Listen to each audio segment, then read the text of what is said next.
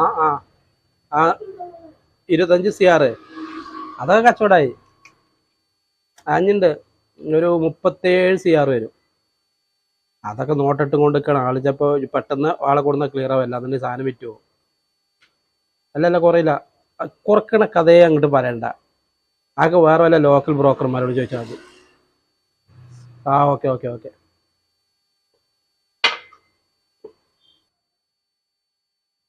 പിന്നെ റൈവായി ചില്ലറുണ്ടോ? ഇതിന്റെ പൈസ കൂടെ കൊടുത്തിട്ടില്ല. അല്ല വേണ്ടിട്ട് അതിപ്പോ എത്രയായി മൊത്തം? 100 റുപ്യായിട്ട്. ഈ ഓനായിട്ട് കച്ചവടം, ഓനിവിടെ 10 പൈസ 500 റുപ്യോളം തരാനുണ്ട്. എന്നിട്ട് അത് നടക്കും തോന്നല്ലോ ഓനായിട്ട് കച്ചവടം. ഓന് വെറുതെ ഉഡായിപ്പ് വിളിക്കുന്നുണ്ടാവും.